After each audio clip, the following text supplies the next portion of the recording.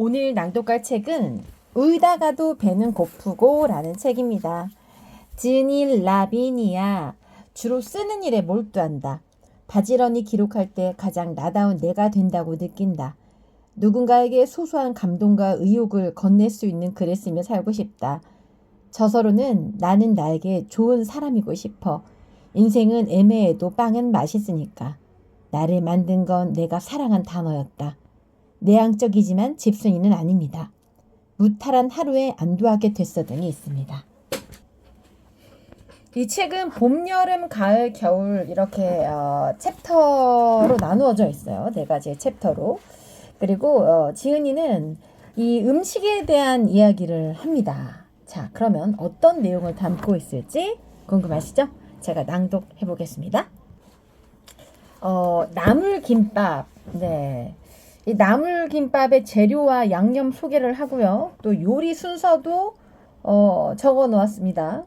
뭐 끓는 물에 소금을 넣고 미나리를 데친다. 데친 미나리에 국간장과 참기름을 넣고 무친다 등등 해서 요리하는 순서들을 또 적어 놓았고요. 미나리, 쑥, 돌나물, 달래 등 겨우내 응축해둔 향과 맛의 축포를 터뜨리는 봄나물은 단조로운 식단의 변화를 만든다. 오늘은 미나리 전을 부쳐 먹을까? 달래장을 만들어 구운 김에 곁들일까? 봄에는 봄에 걸맞은 식탁 계획이 촘촘하게 정해져 있다. 신선한 제철 나물을 때에 맞춰 즐기려면 부지런히 움직여야 한다는 걸 알고 있는 나로서는 노곤한 봄 햇살에 고개를 주걱거릴 여유가 없다. 철이 지나 맛이 새버리기 전에 모두 즐겨야 한다. 이토록 봄나물에 진심이 돼버린 건 언제부터였을까? 그건 2년 전 접하게 된 비건식 덕택이다. 처음 간 비건 식당에서 고사리 파스타와 봄동 샐러드를 먹으며 탄식이 나왔다. 자극적인 합성 착색류와 설탕에 중독되어 있던 난 볶은 시금치의 달큼함과 장작불에 구워 속살을 벗겨낸 칼소타다의 부드러운 맛을 뒤늦게 알게 됐다. 입에도 되지 않던 나물의 매력을 느지막이 깨달은 건 비단 나뿐만이 아니었다. 함께 비건 식당을 탐방하는 티는 비트가 텁텁한 흙 맛인 줄로만 알았으나 채식 요리 클래스를 들은 뒤로 맛에 대한 인상이 바뀌었다고 했다.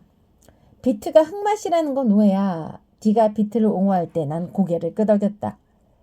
ABC 주스를 만들 때면 향긋한 사과와 당근 사이로 거슬리던 맛을 썩 좋아하지 않지만 채소와 나물에 대한 선입견을 내려놓은 시점이라 그녀의 찬탄을 부정하지 않았다. 비건 음식을 아주 접하게 된 후로 제철 채소를 환대하는 채식 애호가가 되었다. 마트에 가면 장바구니에 돌나물과 달래, 고사리와 방아잎 등을 담는다. 채소의 맛을 살린 요리의 매력을 느끼자 소란스럽지 않은 간결한 맛을 즐기는 어른이 되었다. 특히 봄나물을 간편하게 즐기기에 제일 좋은 건 김밥이다. 유난히 햇살이 좋은 주말, 점심으로 뭘 먹을까 고민하다 미나리를 집어들었다. 시장에서 사온 미나리와 냉이가 냉장고 속을 채운 광경을 보면 단번에 봄내음이라는 단어를 발음하게 된다. 그만큼 미나리는 봄의 맛과 향을 가득 담고 있다. 평화로운 날씨는 많은 곡절을 겪었던 겨울이 하얀 거짓말에 불과하다는 듯 시치미를 떼고 다가왔다. 그 담담한 변화에 탄식하며 손은 김과 밥 사이에 밀도 있는 연결을 위해 움직인다. 김밥을 쌀 때 김과 밥 사이가 풀어진 옷섭처럼 흐트러지지 않도록 손끝에 힘을 주어 마는 게 중요하다. 김밥 재료는 때마다 다르지만 이날은 당근라페, 지단, 우엉을 넣었다. 미나리는 다져서 참기름과 소금 넣어 간을 한 밥에 미리 섞어두었다. 각 재료를 적당량 집어 고르게 핀 밥 위에 얹고서 돌돌 말면 금세 한 줄이 완성된다. 밥을 넉넉하게 간하여 김밥은 3줄이나 만들어졌다. 자른 김밥을 그릇에 옮겨 담아 식탁 위에 놓았다. 단면으로 색색의 재료가 옹기종기 모인 자태를 눈으로 즐긴 뒤 입으로 함께 가져갔다.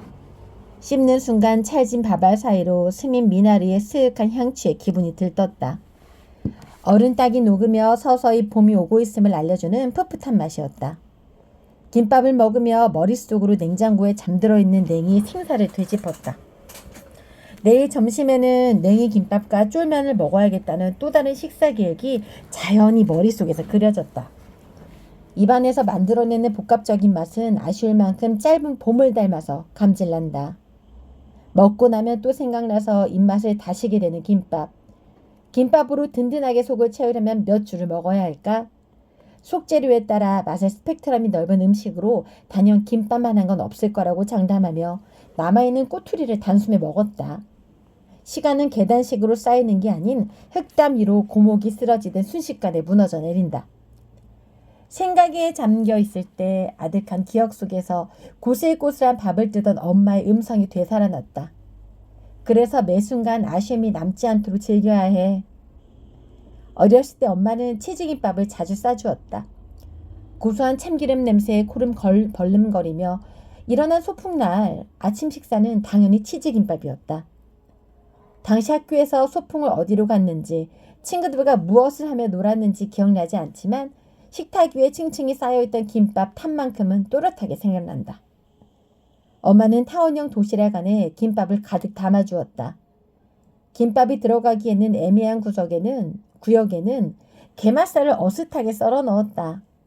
엄마가 싸준 도시락에 대한 추억 덕택에 여전히 난 봄을 연상하면 김밥을 그리워하고 그 맛을 찾는 습관이 생길 것 같다. 나이 드니까 짠 게 싫어. 엄마는 간이 센 음식은 입에 맞지 않는다고 했다. 엄마의 입맛이 바뀌듯 어느샌가 나도 즐겨 먹는 음식이 달라졌다.